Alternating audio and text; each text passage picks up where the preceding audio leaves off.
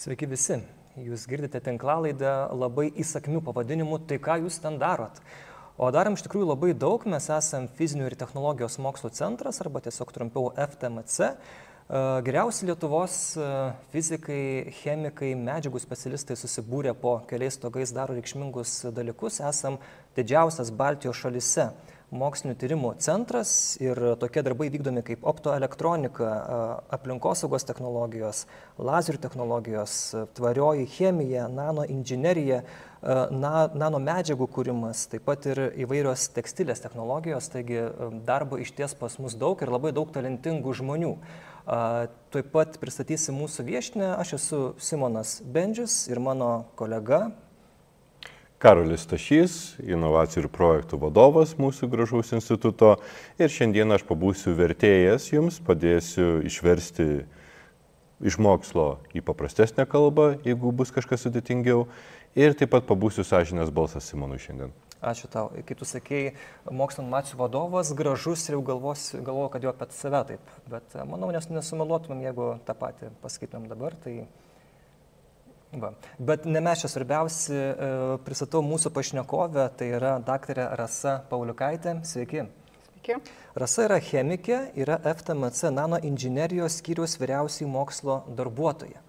Taigi mes tęsime tuos mūsų pokalbius su mūsų mokslininkais ir klausime apie jų darbą, apie jų gyvenimą, apie jų pomėgius. O jie iš tikrųjų šiandien laidoje tikrai labai įdomus, galbūt kažkam pasirodys ir nekasdieniški, taigi labai džiaugiamės, Rasa, kad jūs esate čia. Ir pradėkime nuo to, kad mes dabar, kai įrašinėjom šitą pokalbį, jau nenumaldomai artėja labai vaikų, ypač laukiama rugsėjo 1. Ar jums kažką šita data sako, kažką reiškia vis dar? Ačiū labai už kvietimą. Rugsėjo 1 matyt mūsų kraštuose visada reiškia kažką. Ir nors dabar jau lik ir nesu tiesiogiai susijusi, gal kartais tik tai tenka studentams paskaitas paskaityti, bet tai dažniausiai irgi nebūna pati ta rugsėjo 1 šventė, bet visgi tai yra mokslo ir žinių diena ir tai yra svarbus dalykas tiek man, nes nuo vaikystės jos labai laukdavau. Laukdavot? Taip. Negali būti, netikiu. Nes prailgdavo vasarą, per vasarą reikėdavo dirbti. Prailgdavo vasarą? Ai, dirbti reikia dėl to. O tu kur dirbdavot, darže kažkur, pas močiutę sode? Įvairiai būdavo, ne, pas močiutę sode dirbau pas tėvų sode, arba tais laikais dar buvo kolūkiai, tai ir kolūkiuose tekdavo dirbti, nors, aišku, kažkiek tai užsidirbdavom ir smagu būdavo, bet visgi labai laukdavau, kad ašgi galėsiu taip ramiai atsiduoti skaitimui knygų ir kažką tai naujo sužinoti. Nes žemės ūkis nėra mano stiprioji pusė. Tai ir jūs pati buvot mokytoja labai tokiom įdomiom aplinkybėm, nes jūs kažkaip, jums labai patiko rankdarbiai įvairiausi ir norėtų būti, kaip čia anksčiau sakydavo, darbų mokytoja. Taip. Dabar technologijos, ar ne, vadinasi? Taip. Tiesiog tikrai žinojau, kad turit kažkokį tokį vidinį, gal ne talentą, bet pašaukimą perduoti žinias kitiems. Ir kadangi nelabai žinojau, kokias ten žinias aš galėčiau perduoti, nes neturėjau dar tais laikais tokių, kaip paprastai žmonės, kuriem 18 metų dar nėra pilnai apsisprendę, ko jie norėtų. Bet kadangi labai mėgau rankdarbius ir pagalvojau, kodėl aš dabar negalėčiau išmokyti ir kitų. Ir tai buvo vienintelė vieta, kur galima to išmokti. Tai tuometinis Vilniaus pedagoginis universitetas, berods tuo metu vadinosi. Ir tai buvo tokia tuo laiku irgi surišta dviguba specialybė, vadinasi taikomieji darbai, dabar, kaip sakėt, technologijos vadinasi. Ir buvo sujungtas dvi specialybės, tai buvo tie taikomieji darbai ir chemija. Čia labai įdomu, čia truputį atlikim, kad tais laikais, ar ne, kad tu, jeigu norėdavai vien tik tais, tarkim, tos darbus, ar ne, tas taikomosios darbus studijuoti, tai tu privalėjai kartu ir dar chemiją. Taip, tai sovietiniais laikais buvo tiesiog viskas nuleista iš viršaus ir nebuvo leidžiama pasirinkti, nes man logiškiau atrodo, tu gali, žinoma, iš vieno dalyko mokytojas dažnai nepragyvendavo, nesurinktų tiek pamokų, ypač jeigu dirbtų ne kažkokioj dideliai mokyklai, bet reikia chemija gal ne visiems patiko, ir daugumai tikrai nesinorėjo tos chemijos, tie, kas įstojo taip pat dėl taikomųjų darbų. Nes kaip čia susijęti dalykai atrodo, ar ne? Logikos tikrai nežinau ir nieks turbūt nelabai ir aiškinosi, iš kur tai atsirado.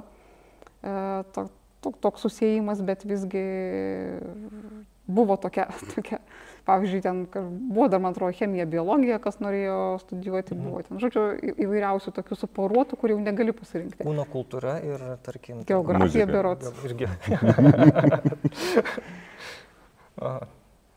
Tai būtent pakliuvau į tą, labiau dėl taikomųjų darbų arba dėl technologijų. Bet chemija sekėsi jums mokyklai? Taip, tai turėjau nuostabią šviesios atminties chemijos mokytoją Malviną Galinskienę, kuri, nežinau, ar tikrai sudomino mane chemija, bet tikrai leido ją suprasti. Man šiaip mokykloje visi tiksliai dalykai sekėsi ir aš matyt vienodai mėgau visus.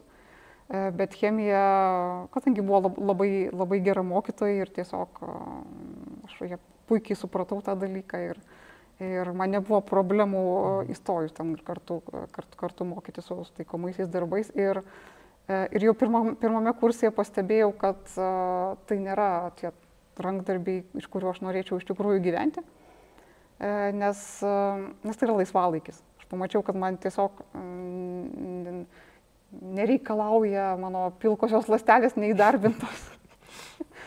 Per lengva buvo, kitaip sakant. Taip, tai buvo tiesiog laisvalaikis per lengva, tai ne tai, ką norėtum daryti visą laiką, tai tiesiog ateini pailsėti nuo kažko. O man labai patiko tas chemijos uždavinių sprendimas, kažką naujo sužinoti, kažką kitaip, kažką problemas įvairias ir problemas tai reiškia užduotis, kurios tada buvo pateikiamos ir, na, žodžiu, išspręsti, kadangi tai buvo skirta labiau mokiausi būti mokytoja, tai tos užduotis ir tos problemas buvo, kaip išaiškinti mokiniams, kad jie suprastų chemiją, kaip pademonstruoti, kaip surinkti demonstracinį rinkinį visą, kad mokinys galėtų kažkokį tai bandymą atlinkti. Tai tokie, kažkaip mane tas žymiai labiau patraukė jau pačiame pirmame kurse ir mano rankdarbiai liko tik hobis. Tai po to ar dirbote darbų mokytoja, ar... Ne, dirbau chemijos mokytoja. Tik chemijos. Taip. Aš LRT LT portale skaičiau, kad kažkaip pabuvot berods metus ar keletą metų chemijos mokytoja. Porą metų dirbau Vilniaus žemynos, tada dar nebuvo. Tada atrodo, kažkelintoji gimnazija, taip. Tada dar gimnazija vadinosi, bet tiksliai nesu. Ar gimnazija, ar vidurinė mokykla, dabar nepamenu jau. Ir jūs sakėt, kad galbūt buvau per mažai griežta. Taip, turbūt buvau per mažai griežta, nes nelabai sugebėjau sudominti mokinių ir nelabai jiems patiko tos pamokos ir turėjau drausmės problemų. Kadangi prasideda tokiame amžiuje paauglystėje, chemija jau ateina tie paaugliai, kurie turi savo nuomonę. Jiems patiem jau chemiją galvojau darosi. Taip. Ir čia matyti reikia truputėlį, dar neturėjau tokios patirties, kuri ateina su amžiumi, tai, žodžiu, nepatraukė manęs tas darbas. Tai dabar, žodžiu, to griežtumo atsiimat dabartinį darbą dirbdama su savo studentais. Turbūt reikėtų jų paklausti. O, pavyzdžiui, aš kartais girdėjau, kad skirtingi mokytojų specialybės ten tarpusavį konkuruoja. Ar jautėte tą tokią konkurenciją arba norą pakovoti su kitų specialybių mokytojais, kai mokytojavote? Ne, tikrai nebuvo tokio, visiškai neturėjau tokio nei noro, negi negalvojau, kad mano dalykas yra svarbiausias, kaip dažnai mokytojai bando mokiniams įteikti, kad čia jūs turite būtinai šitą mokytis, nes tai yra svarbiausias dalykas. Nes jau tada supratau, kad nėra tokio dalyko kaip vienas dalykas. Ką tu be chemijos veiksi? Aš tai labai gerai prisimenu, kai kažkas nepadarydavo namų darbų ir klausdavo, tai kodėl nepadarydavo namų darbų? Nes dariau lietuvių namų darbus ir, mano dalykas jau nebesvarbus ir panašiai, ir tenais pjaudavosi, pykdavosi. Aš žinoma, pykdavau, kai nepadaro namų darbų, nesvarbu, kad daro kažkokius kitus, bet čia turbūt visada buvo sistemos problema, kad mokytojai tarpusavį gal nesusitarė, kiek kas turėtų užduoti, nes mokinių irgi galimybės nėra begalinės, tai ir nuovargis ir visa kita reikėtų turbūt irgi kartais atsižvelgti. Tai aš, žodžiu, buvau tokia labai liberali ir švelni. Tai aš prisimenu ir buvau skaitęs, kad apskritai namų darbai atsirado kaip bausmė mokiniams. O dabar tai tapo tiesiog norma. Bausmė, rimtai? Tai bausmė, čia kažkur 150 metų atgal atsirado tenais. Jeigu blogai elgiesi, ar ne? Jo, tai tada tau užduodamų namų darbų. Čia tas pas lygiai kaip yra tie skambučiai, tie standartiniai, irgi tai čia tie yra iš fabrikų, iš gamyklų. Žodžiu, kad irgi tu toks, darai, skambutis, pavalgai ten 15 minučių ir vėl. Tai kai kuriuose mokyklose yra dabar, pavyzdžiui, kur mano vaikas eina, tai Tuskulėnų gimnazijoje, tai tiesiog yra, tokia kaip melodija tokia jau, tam, kad jau nebūtų to fabrikinio skambučio. Ir tada mokytis pasižiūri, skambutis man, o ne jums. Taip. Na, aš nebuvau už tokių mokytojų, kur bent jau aš taip galvoju. Tai kažkaip laikinė. Reikėtų mokinių paklausti. Tiem standartam turbūt dabar jau būtumėt labai kaip moderni, tiem vaikam, tokio savo požiūrį, kad negriežtumas, bet gal bandymas prieiti kažkaip tą santykį su vaikais palaikyti ar kaip.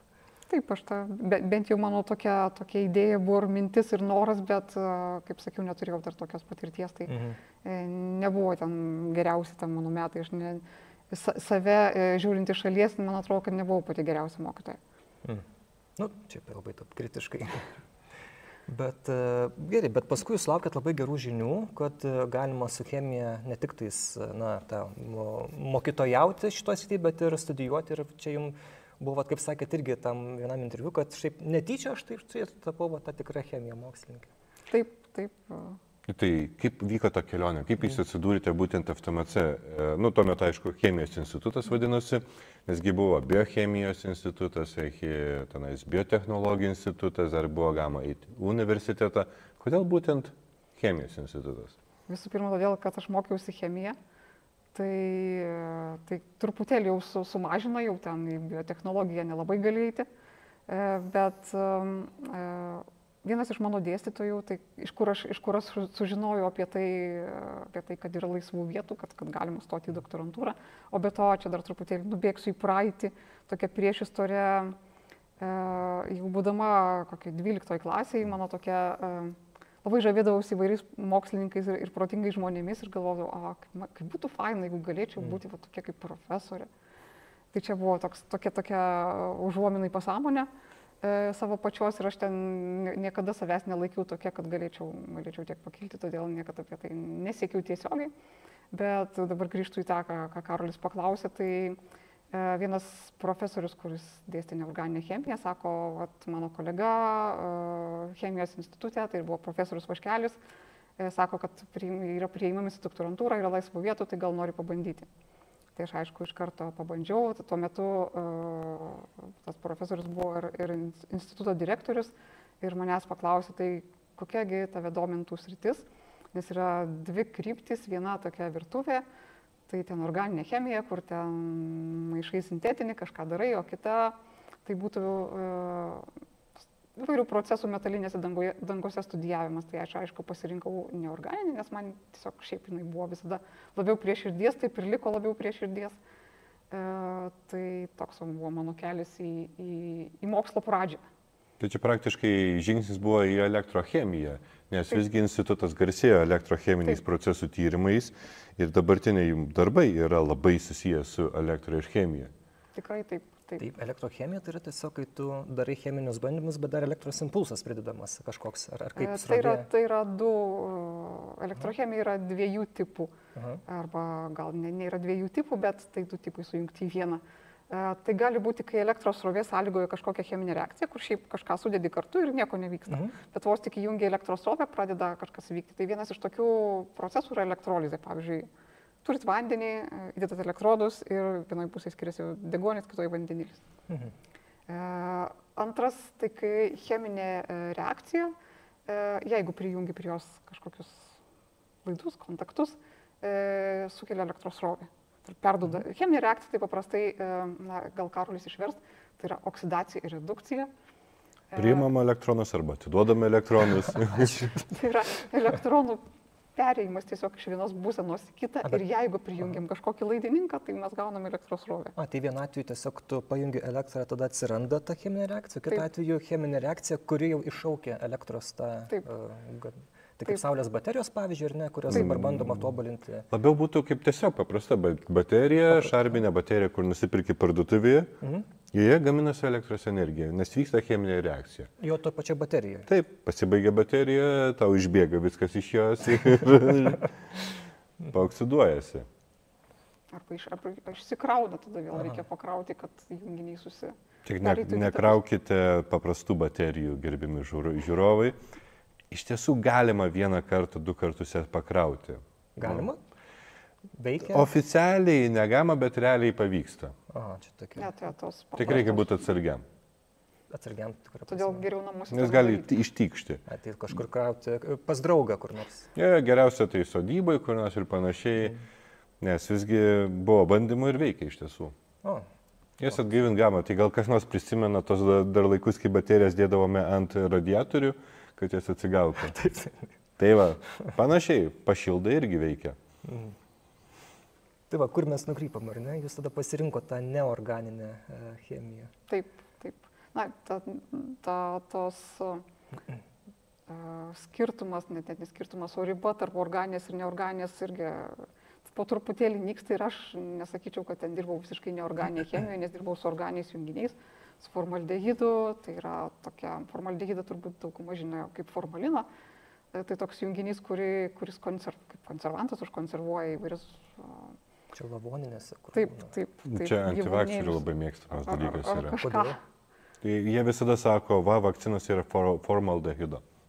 Supratau. Čia kažkada tai gal ir buvo jo, nes jis tiesiog kaip konservantas veikia, bet jis yra labai geras reduktorius ir todėl naudojam jį metalizacijos, konkrečiai dirbam su variavimo procesu, kai variavimo be elektros srovės, tai toks vadinasi... Variavimas? Taip, variavimas, dengimas variu arba tiesiog slengų mūsų žargonų vadinam variavimu, manau, gal ir teisingas toks žodis yra, ne tik tai žargoninis, kai be jokios elektros srovės, be srovės, kai tiesiog cheminės reakcijos metu kažkas redukuoja varių, jis nusėda ant paviršiaus, žodžiu, atima iš jo, taip atima iš jo. Tai jeigu aš įkišiau rankai tokį tirpalą, aš ištraukčiau jį pasidengusi variu?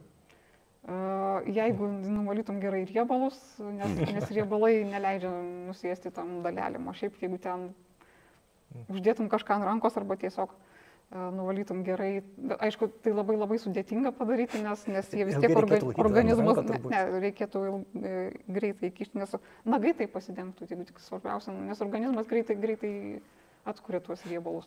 Tai va, gerbiami žiūrovai, kas planuojate pradėti verslą, gelinis lakavimas, šeškinė ir panašiai, tai čia yra įdomiau. Čia galima metalizuoti nagus. Įkišti, ištraukti ir metaliniai nagai. Gali būti auksų padengti nagai, pavyzdžiui. Auksų, platina. Nikeliu, dar kažko. Bet visgi nesiūlau daryti to, nes tai nėra sveika. Tai yra agresyvūs junginiai. Pasidengti gali, bet kiek tai sutrumpins jūsų gyvenimą. Tai sveika, tai čia labai sąlyginis dalykas. Svarbiausia būti gražiam ir čia ta sveikata. Taip, jeigu užtenka to, kad būti gražiu kaip viduramžiais buvo, kad gyventi 15 metų, bet būti gražiems, todėl pasitepti švinu reikia, kad būtų gražus švarus veidas, tai švino oksidų milteliais pasitepti, tai tada taip, jeigu jūsų toks tikslas, trumpai gyventi, bet gražiai atrodyti. Kaip suspindėti ryškiai, kaip žvaigždė. YOLO, kaip sako, you only live once. Ir jūs dar iš pradžių dar iki jutiklių, ar ne, apie kuriuos mes daug kalbėsim, jūs būtent ir dirbot su tom pačiom dagom taip pat ten užsiėmėt, ar ne? Ir jūsų disertacijos tema buvo susijusi. Taip, mano disertacijos tema buvo labiau susijusi su procesais vykstančiais tų dangų metu, nes norint bet kokį cheminį procesą atidirbti, įdiegti kažkur. Pirmiausia, reikia išsiaiškinti, kaip ten kas vyksta, žinoti, kiek ko reikia įdėti, o visa tai yra tiesiog eksperimentiniai tyrimai. Aišku, kažką galima teoriškai paskaičiuoti, bet kaip ir dažnai, ir turbūt visi galite iš savo gyvenimo pasakyti, kad teorija ne visada sutampa su praktika, tai čia todėl irgi reikia tų praktinių tyrimų ir remintis, aišku, teoriniais paskaičiavimais dažnai ir patikrinti, ar tikrai taip veikia, jeigu ne, tai išsiaiškinti, kodėl. Ir mokslininko gyvenimas tai nėra, kad taip ateini ir sugalvoji, kad aš tą padarysiu ir tą ir darai. Pradedi daryti ir pajauti, kad čia kažkas ne visai gerai veikia, reikia išsiaiškinti, kodėl. Na ir žodžiu, eini taku, gal keliu, po to matai, kad čia reikia apeiti tą, negali eiti tiesiai keliu, nes kažkokiu neiškumu yra, nusisuku į tą kelią, tada dar į tą kelią, kol po galų gali grįžti į tą kelią po daugeliu metų ir gali sugrįžti, nes jau žinai viską, ko tau reikėjo ir tai dar dažniausiai ne viską žinai. Čia labai įdomu, kad jūs esate sakęs, jog reikia drąsos susidūrus su pirma nesėkme, nepasiduoti ir eiti į priekį, nes čia man labai buvo įdomus tas sakinys jūsų, kad mokslininko gyvenime yra daugiau nesėkmių negu sėkmių. Taip, bent jau iš mano patirties, kiek ir savo studentams, ir visiems sakau, kad reikia iš to tikrai nebijoti nesėkmių, nes iš nesėkmių mes mokomės, tada jau žinom, kad šitas takelis užsidaro, čia akligatvis.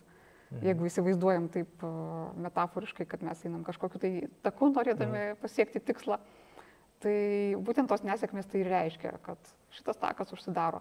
Ir studijuodami dar doktorantūroje ir vėliau šiek tiek, netgi su kolegomis už užsienio galvodom, kad būtinai reikėtų sukurti kažkokį tokį atidaryti leidėjams, pasiūlyti žurnalą, kuris būtų neigiamų rezultatų žurnalas, kur nereikėtų kiekvienai kartai, kiekvienam doktorantui eiti, tai tuo pačiu gal ne kiekvienam doktorantui, bet toj srity, kuris pradeda dirbti, kur jau ten visi kiti išbandė ir nieko, nes publikuojami tik tai geri rezultatai. Ko nedaryti, ar ne, žurnalas? Taip. Yra toksai atvejis. Tik tais ne mokslė, ne tam jau grinąją mokslę, o tai yra susijęs su startuoliais. Yra Startup Graveyard, galima tiesiog paguglinti ir bus net keli saitai, kurie būtent renka duomenis ir renka apie žlugusius startuolius.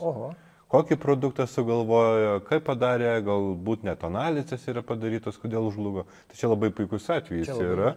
Ir būtent ką Rasa paminėjo, tai aš tą patį sakau naujiems mūsų partneriams, kurie ateina pas mane ir sako, mes norime sukurti produktą, kurio nėra. Dėl to reikia padaryti ir mokslą, padaryti tyrimus, kurie dar yra nepadaryti. Ir aš tada jas taip pasisodinu ir sakau, tai užtruks 4-5 metus. Gerai, nusiteiksime. Nusiteikit, kad verksite ir jie tada tokie taigi ką, imam ir padarom. Ne, taip nebus. Bus ašarų, bus nusivylimo, bus pykčių. Ir aš kartais jau dabar duodu net pasirašyti, kad aš išvardinau, kas bus. Ir tada laukiu, kada žmogus jau sakys, jau ateis į kitos stadijas, aš tada jam paaiškinu, tai kaip ir sakiau. Mes jau esame toje stadijoje, vadinasi, viskas vyksta pagal planą, nors ir atrodo, kad ne. Aš dabar įsivedžiau Startup Graveyard, tai matosi daug House Party, Video-Based Social Media App, Kšindė, Australia First License Neobank, Quirky, čia žiauriai daug visokiausių. Tai jų belė kiek yra, čia jau vien Lietuvoje mes galėtume suskaičiuoti virš 100 kokių žlugusių. Tai tu žodžiu, reikia nepasiduoti, jūs nepasidavėt, neišgąsdino jūsų? Na, aš apskritai matyt buvau tokia, kuri neišsigąsta taip lengvai. Nes yra kurie tiesiog netgi studijų metais, kai kurie išsigąsta, kad čia yra per sunku, tai kiti išsigąsta doktorantūrą pradėję studijuoti, kad turbūt ne tai, ko aš norėjau, čia vis darai ir neveikia niekas, arba pradeda veikti tik po 2 metų, nes nežinau iš kur, bet yra toks, o gal mus taip išmokina, net nežinau, iš kažkur tokia mintis, kad jeigu pradėti, turi viską greitai čia ir dabar tuoj padaryti.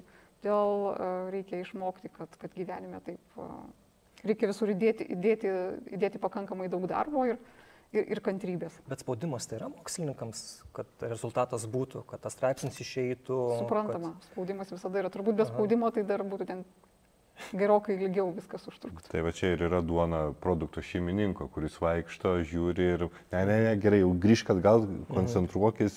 Dėl to ir būtina turėti institutą, tai vadinamosius arba inovacijų vadybininkus arba produktų šeimininkus, kurie būtent ir žiūri, kad instituto mokslininkas, taip, jis gali nukrypti šono tam, kad išspręs problemą, bet turi sugrįžti į taką. Nes labai graži lietuviška patarlė, nemes kelio dėl takelio. Reikia įdėti iki galutinio tikslo pasiekti. Ir tada imti kito tikslo. Nes visgi tik tokiu atveju mes ir duosime kažką pasaulyje gero. Gerai, tai jūs esat davėt gero daug pasauliui, turbūt čia jutikliai būtų tie didžiausias, ar ne, pasiekimas ir tie jutikliai yra įvairūs. Jūs pradėjot besištažuodama užsienyje būtent atrasti šitą temą. Taip. Labai, labai teisingai pastebėjot. Kaip ir sakiau, Lietuvoje aš dirbau daugiau su fizikinė chemija, o jutikliai tai jau yra visko, kas juntama, jaučiama, tai yra jau analizinė chemija, nes tai dažniausiai nustatyti reikia kiek, o kadangi chemikai, fizikai tai ten, nežinau, kitaip gal jutikliai skirstomi, bet... Čia per ranką numat fizikai ten. Taip, kažkaip truputėlį, matyt, šiaip fizikai ir chemikai viską vadina kitais vardais, tos pačius dalykus vadina skirtingais vardais, todėl dažnai nesusišneka. Ir chemijoje tai jutikliai, kaip ir sakiau, tai yra analizinė chemija, tai reiškia, turi nustatyti, kiek ir kokios medžiagos yra. Ir tai tą analizinę chemiją aš perėjau būdama pirmoji savo podoktorantūros stažuotėje Austrijoje, kur dirbau su sunkiųjų metalų nustatymu vandenyje. Ten, nežinau, ar žinot, ką reiškia parts per million, tokias promilės, kitaip sakant, manau, įsivaizduoja, kiek tai yra. Iš milijono dalių vienas yra būtent tai, ko ieškome. Tai va tokių mažų kiekių sunkiųjų metalų nustatymas dažniausiai geriama vandenyje ir dažniausiai jų ieško. Šiaip gali būti ieškoma ir maiste, ir bet kur, kur žmogus ką turėtų vartoti, nes ne tik tai vanduo gali būti užterštas, bet pavyzdžiui, kai kurie augalai užsiteršia, jeigu jie kažkokiam užterštam dirvožemį gyvena ir auga. Ir jutikliai yra tie, kurie randa, ar yra kažkokių netinkamų medžiagų, netinkamos, tai netiksliai pasakiau, netinkamos, turbūt nėra tokios medžiagos, kuri būtų netinkama, tiksliau, gal žalingų mums, nes mes norim tiesiog sveikai ir saugiai gyventi, ir ilgai gyventi, ir laimingai, tai vat, tos medžiagos galbūt sutrukdo visą tai. O kaip tai praktikoje atrodo, ar ne? Tai tada mes labiau suprasime, kas tas jutiklis yra, ar ne? Tarkim, norim ištirti tą, kiek yra tų žalingųjų metalų vandenyje, tai kaip tas prietaisas veikia, ar ne? Supaprastintai kalbant. Tai yra labai tokia nedidelė, gali būti plokštelė, gali būti cilindriukas, kažkoks tai nedidelis dalykėlis, kuris yra padengtas įvairiais cheminiais junginiais. Aš čia turiu keletą atsinešusi, gal galiu ir parodyti.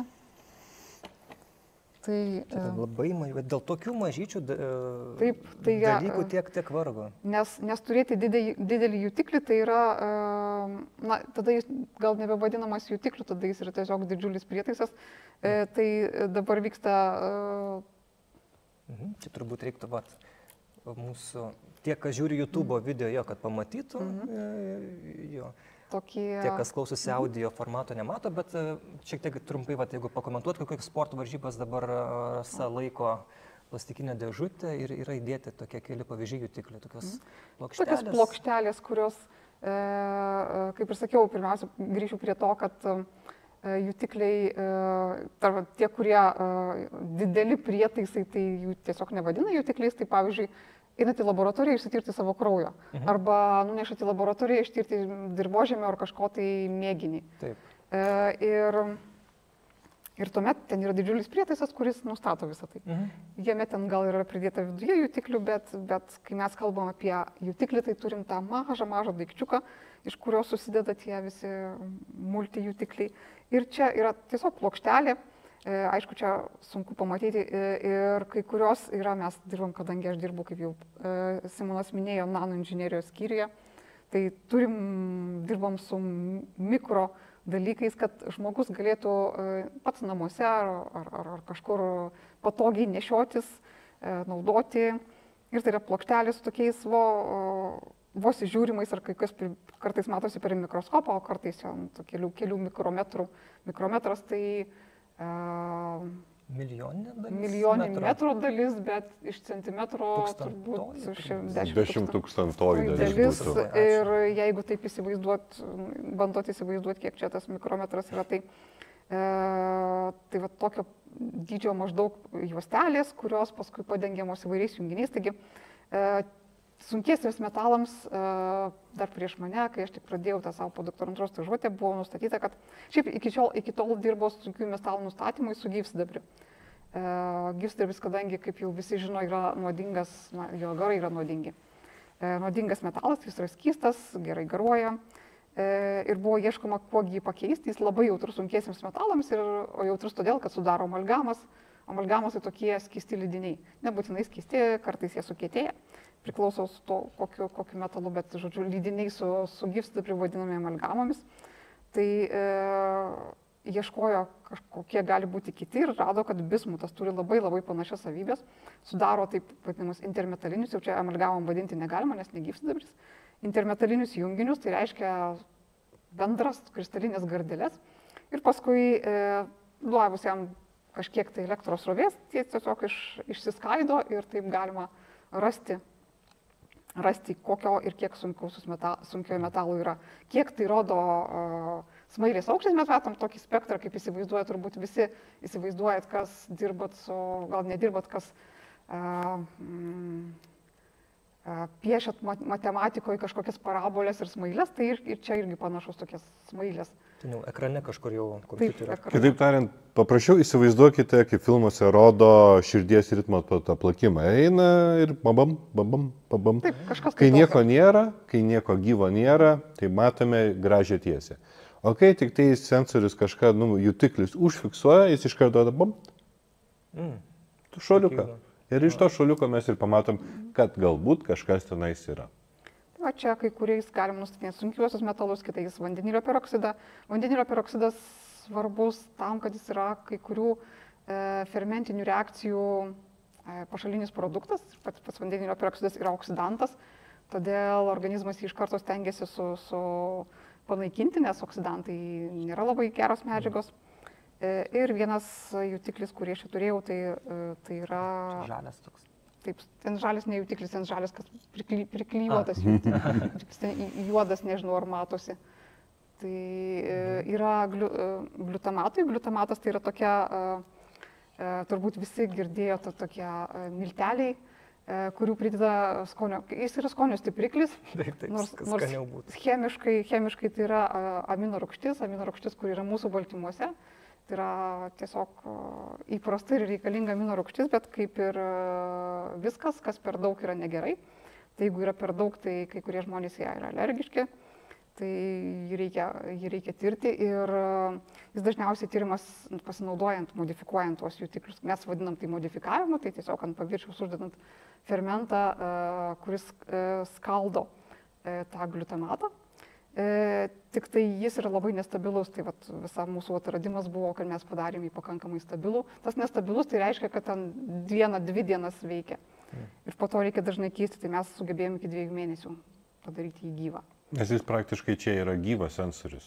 Čia praktiškai, ar siela turi, ar neturi, tai čia gal labiau Simonas galėtų Siela tik žmogus turi, pagal klasikinę vakarietišką krikščionišką teologiją.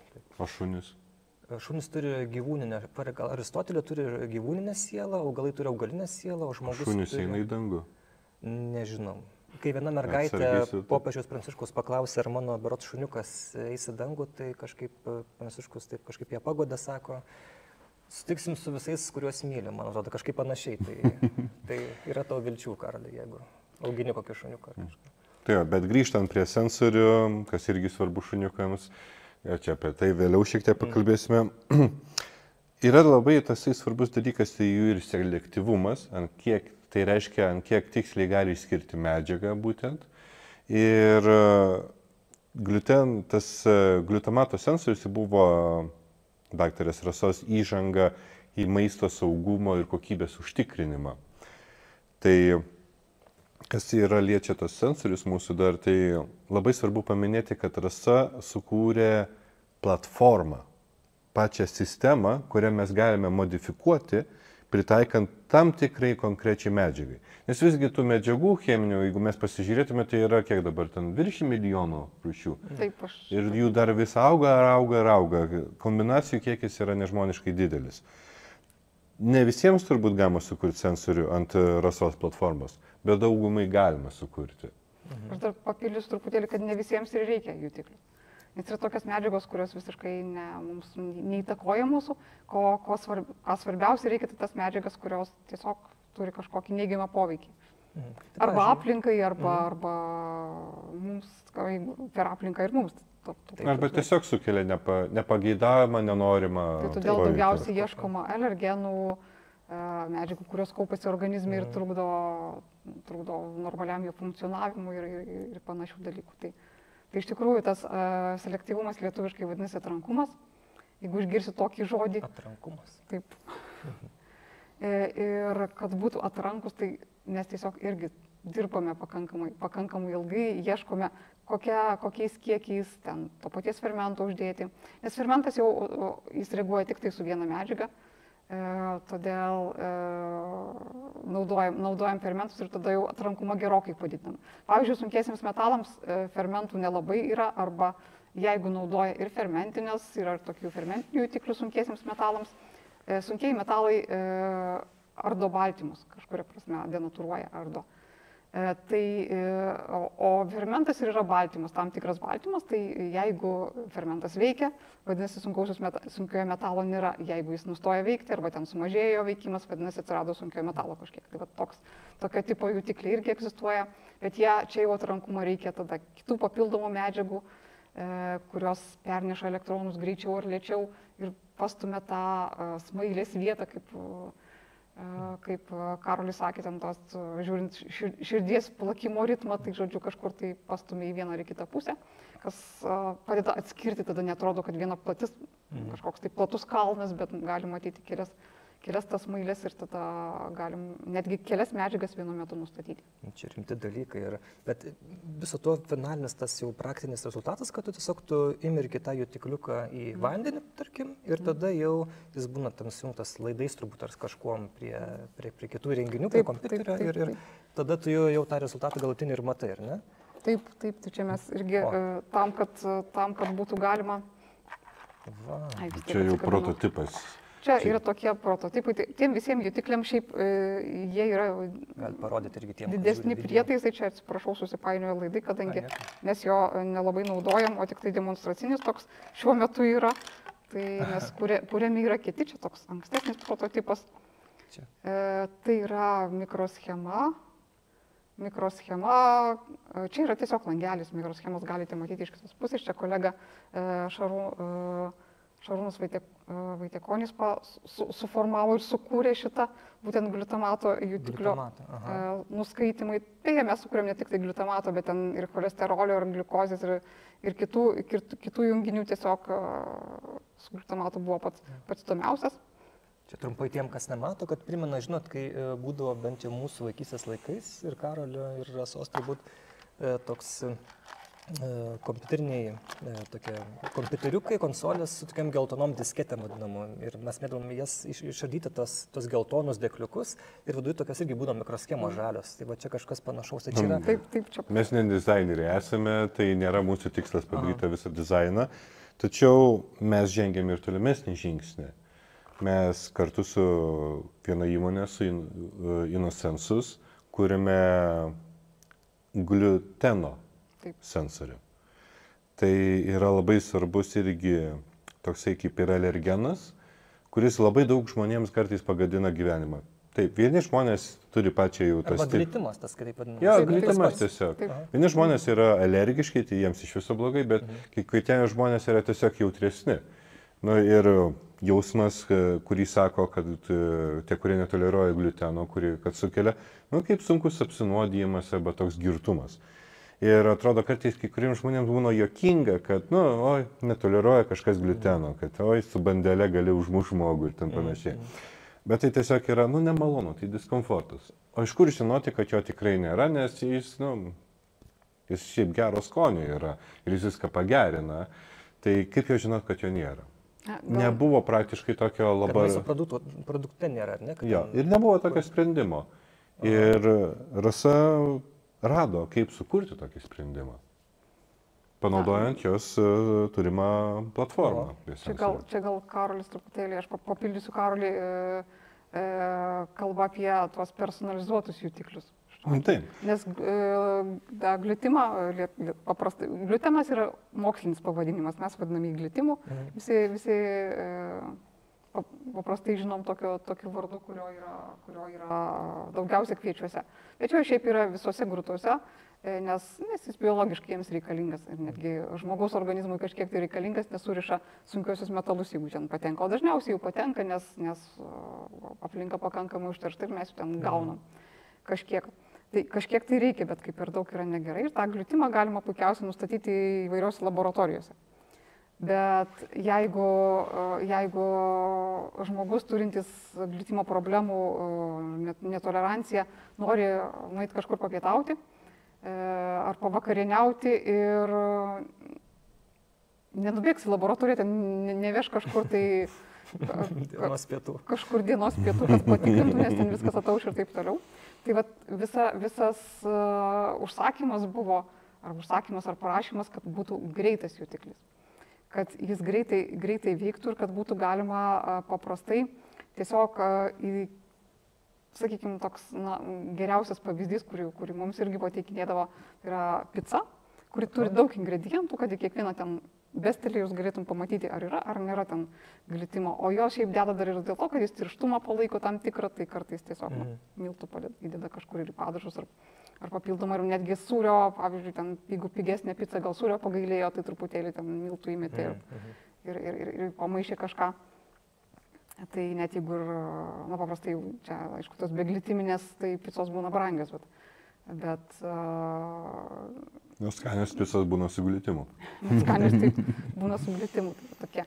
Ir ką ir ne truputėlį anksčiau paminėjo Simonas ir ką aš pamiršau anksčiau pasakyti, kad dirbu aš su elektrocheminiais jutikliais, kadangi čia daugiausiai toj srity turiu patirties ir žinių, tai elektrochemija yra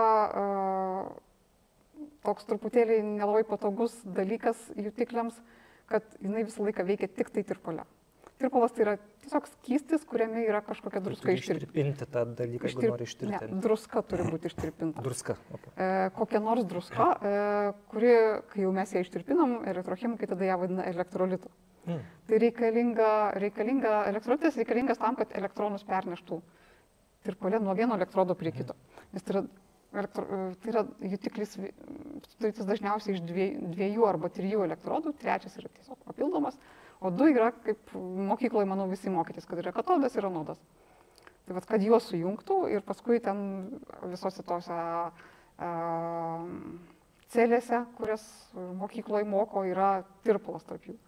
Aš kažką praleidau iš mokyklos, bet čia jau mano vieta. Tai yra 2 elektrodai, kurie sujungti laidu, kažkokiais tai laidais ir jie įmerkti į tirpalą. Ir tada tirpale vyksta kažkokia cheminė reakcija ir laidais keliauja srovė nuo vieno elektrodo prie kito ir prijungta prie kažkokio maitinimo šaltinio dar turėtų būti, jeigu tai ne baterija yra. Tai praktiškai mes galime taip sakyti, kad jūsų kūrimi sensoriai tai yra kaip elektroninis liežuvis. Jis irgi veikia tik tais drėgnoje aplinkoje, jisai gali atskirti skonius, o skonių duoda medžiaga skirtinga. Tai praktiškai naujas modernus elektroninis liežuvis. Tik liežuvį gali pakeisti ateityje, ar ne?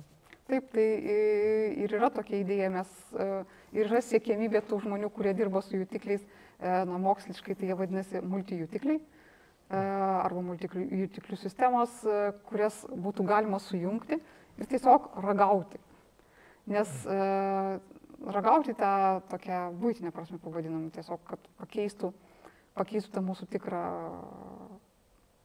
nes ne visi žmonės, kurie alergiški, negali to tiesiogiai paragauti patys, kiti dėl kažkokių tai patologijų tiesiog nejaučia to skonio arba kažkokio nuodo, netgi paprastai mes turim įvairius pojūčius, kurie mūsų apsaugo, bet, kaip sakiau, yra tokių sergančių arba dėl kažkokių ligų nejaučia karštas maistas ar šaltas ir gali nusideginti. Tai yra tokie jutikliai. Po COVID, kai kvapo nebejaučia. Taip. Kaip tada atrodo praktikoje tada, ar ne? Ateinu aš į restoraną, užsakau pizzą su kažkuom ir aš noriu įsitikinti, ar tikrai jinai be glitimo ir aš traukiu tai prietaisą, kaip tai atrodo, ir jame viduje tas jutikliukas yra. Tai tiesiog aš įsmeigiu, ar ten kažkaip bandau. Aš galiu realiai restorane čia ir dabar jūsų dėka. Tokia mūsų idėja, nes čia truputėlį šita dalis, ta dalis, kur pats jutikliukas, ta jautrioji dalis, tai nebuvo pati sunkiausia. Kadangi platformą mes jau turėjom, tai nebuvo tokia didelė problema. Didesnė problema, kaip padaryti patogią žmogui. Taip. Nes patogiausia būtų tai, kaip mes kalbėjom, kad tai būtų turbūt koks, kaip tarsi pieštukas. Ištraukia į patogų nešiotis, išsiėmė iš kišenės, kažkur, nežinau, kur tas kišenė turėjo, arba ten iš dėkliuko, moterys iš rankinės. Bestelė į vieną produktą, ten tušinukas tas pieštukas su ekranėliu, parodo tau, ar yra ar nėra, ar ten lemputė kažkokia užsidega, gal parodo ir kiek yra, jeigu yra. Bet problema ta, kad jis turi būti tirpale. Tai mes todėl galvojam, kad ten tas dar turėtų būti kamštukas, į kurį įdedi ir jis tik tada pamatuoti gali. Pica tiesiog tada ar kaip tada? Ne, tiesiog įbedi į pizzą, prilimpa jos kažkiek ir tada įdedi į kamštuką ir lauki, kol pasirodys signalas. Aha. Tai va, čia dar yra ta geometrinės optimizacijos problemų. Tai čia... Bet čia jau čia yra kaip... Laboratorijai prototipas jau veikiantis. Jau veikiantis. Taip. Oho. Bet tai nėra toks pieštukas kol kas, nes... Jis biškai kitaip atrodo dar. Kaip? Kol kas jis yra gerokai didesnis. Jis labiau tokį liežuviuką atrodo. Didžiulė dėžė. Ne. Jau jis yra rankinis, jau gali vienoje rankoje laikyti. Aha. Tai jau aišku, ten labiau gali pasemti arba įbesti. Na, jis dabar yra pats kaip yra, jeigu įsivaizduot norite, kaip maždaug tas, kurį rodžiau, turbūt kreditinės kortelės dydžio maždaug. Aha. Na, tik ne toks plonas, truputėlį storesnis ir pats jutikliukas, ta dalis yra tokia plokštelė maždaug 0,5 centimetro dydžio.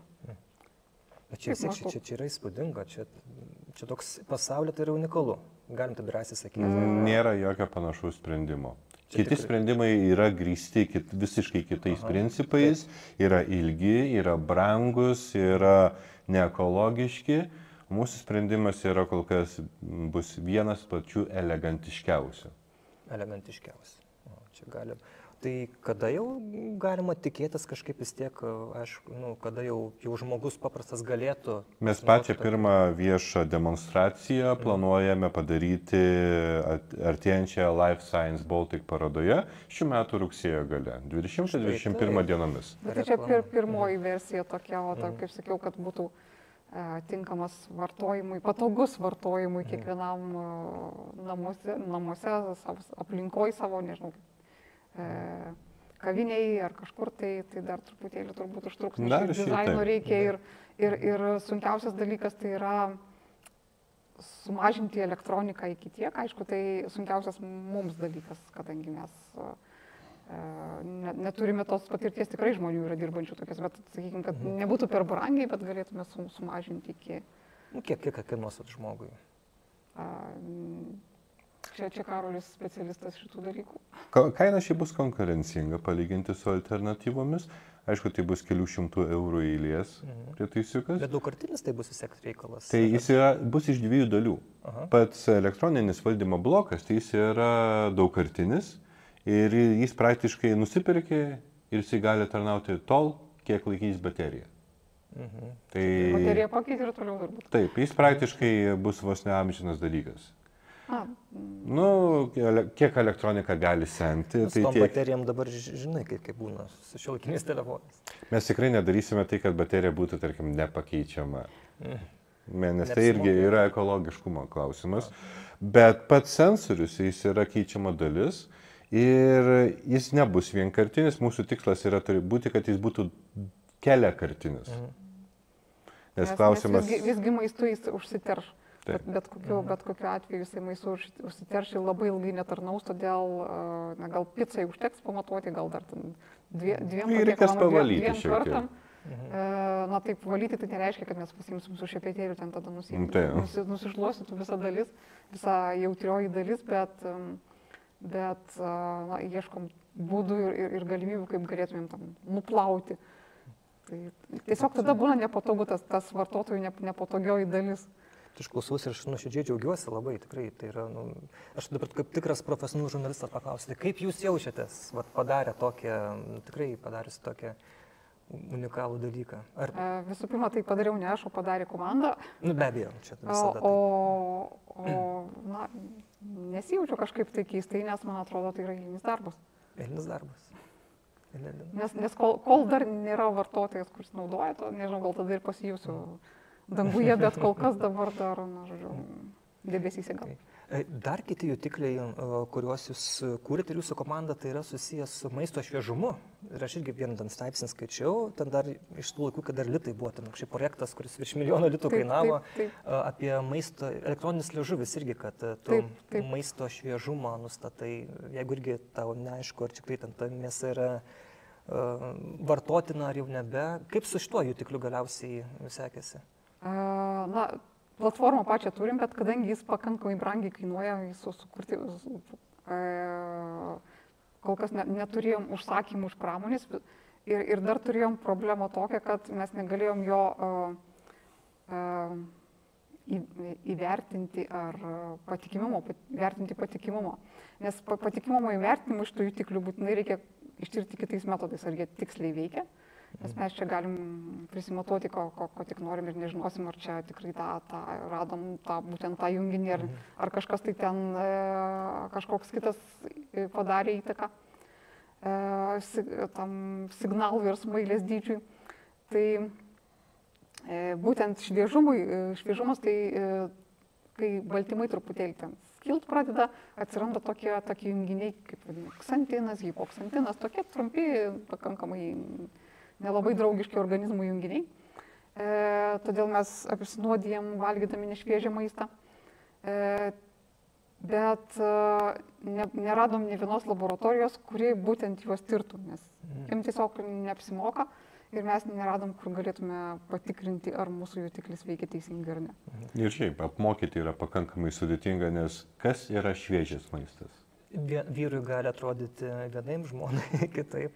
Tai va, vienas apsinuodys, kitas ne, nes... Chemikam tai yra paprasta, tai pasakai koncentracija. Koncentracija, žinoma, jeigu yra paprastai šviežiai maiste, ksantino, hipoksantino nėra.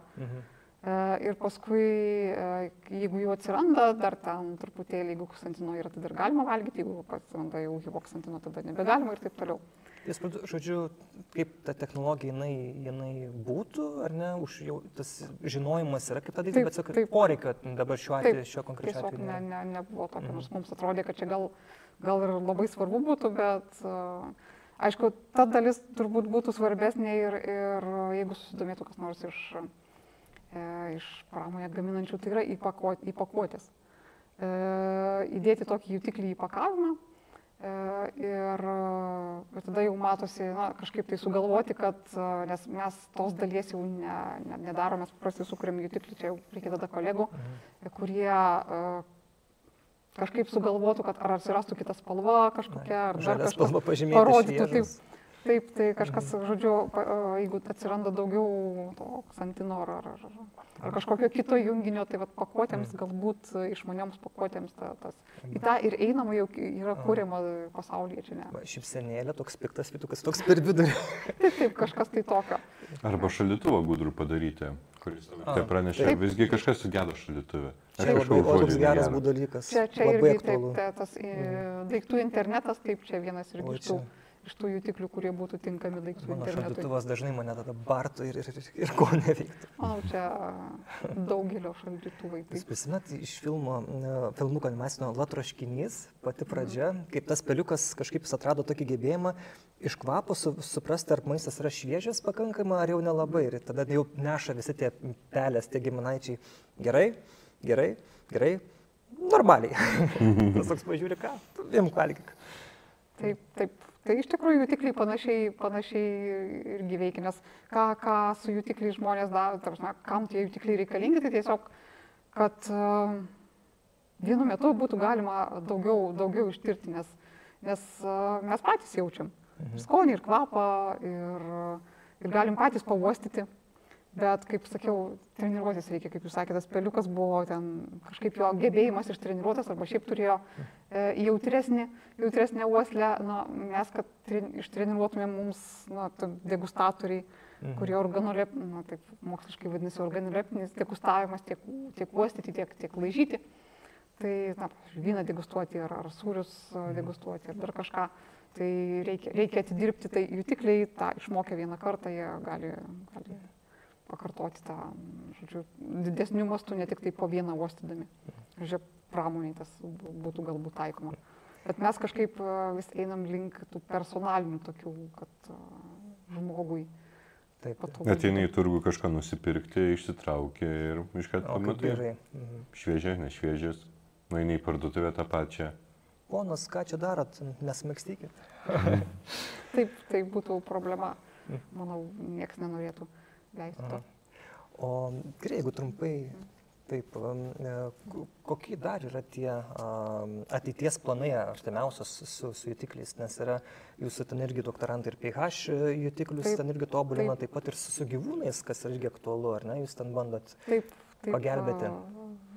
Turiu naują labai aktyvią doktorantę, kuri oficialiai nuo spalio 1 pradeda savo studijas ir jinai yra veterinarijos gydytoja, kuri susiduria su problemom, kaip nustatyti ligas ar paskirti vaistus. Ir jutikliai yra kuriami žmonėms, o gyvūnams tokių nėra, tai eisim ir tą pusę.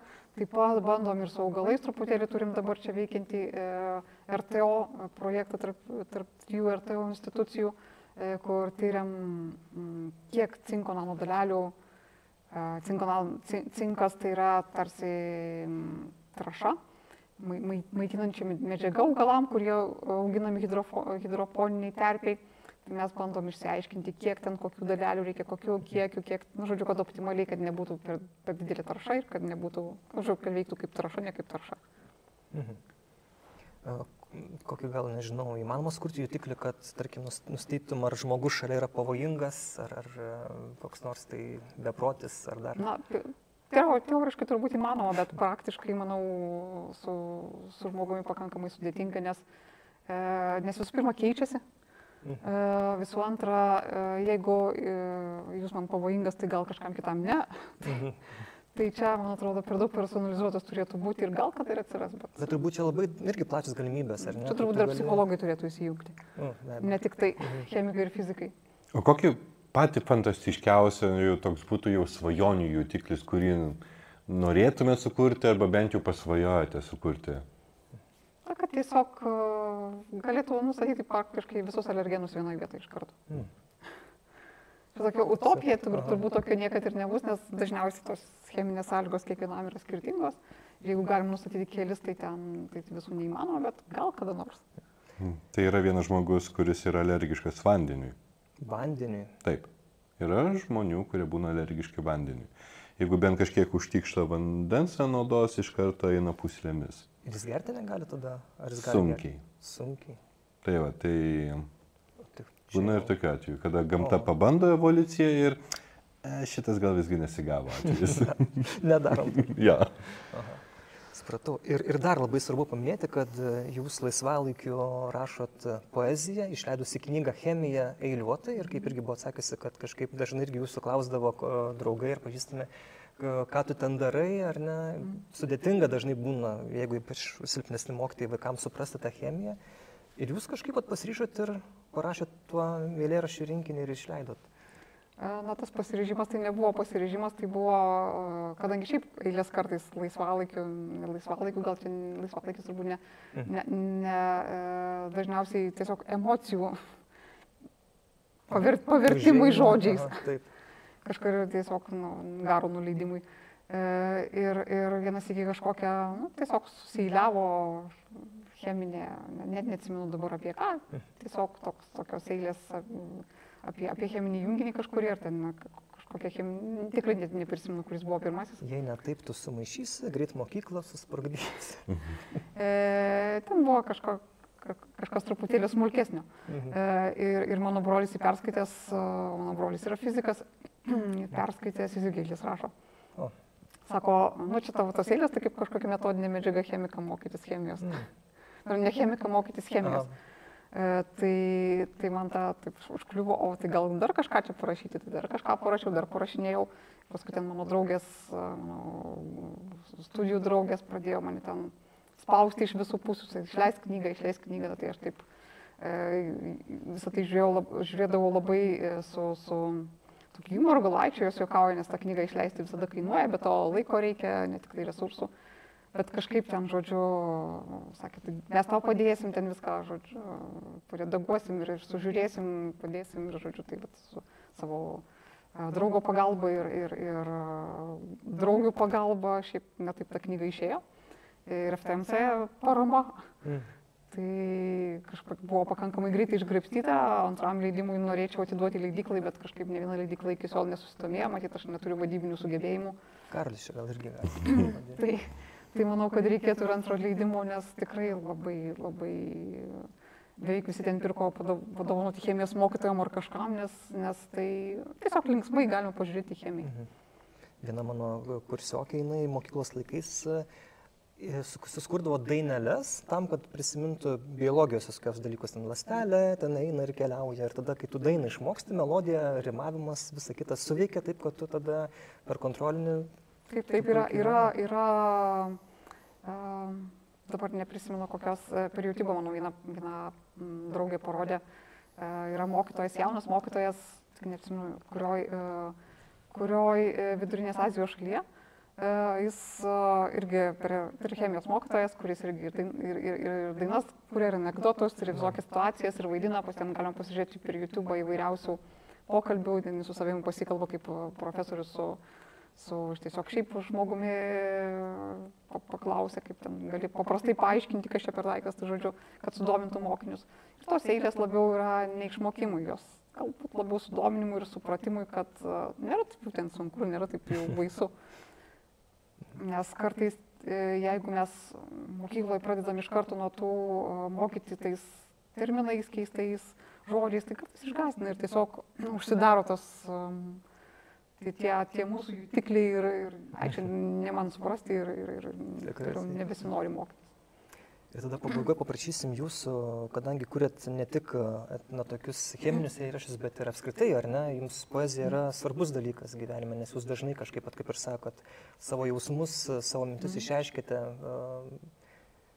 Dažnai šiaip rašot? Negaliu pasakyti dažnai ir nedažnai, nes neturiu tokio tikslo rašyti, tai tiesiog kai susikaupia emocijos. Kai ateina įkvėpimas, tada ir rašau, tai gali būti 2 kartus per dieną, tai gali būti kasdien, tai gali būti kartą per metus. Taip, kad nėra tokio.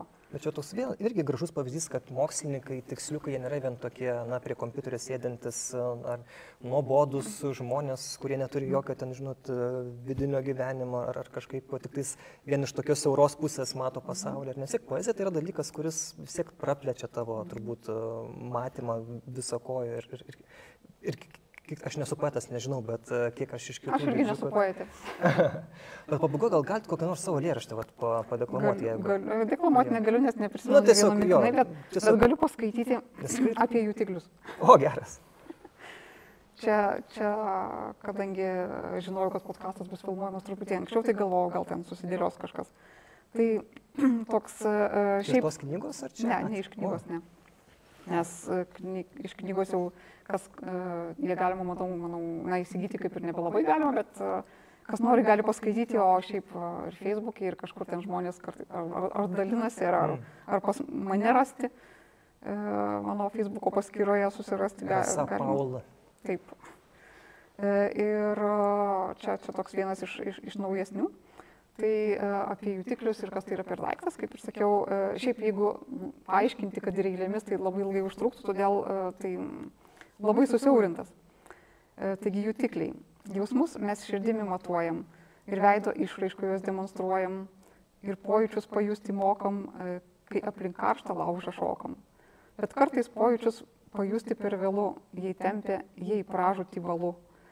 Jeigu neaišku, apie ką kalbu, geriau nebeklausyti šių kalbų, o tiesiog pavyzdį iš praktikos išgirsti, kad žodžiai jums supratimu pavirstų.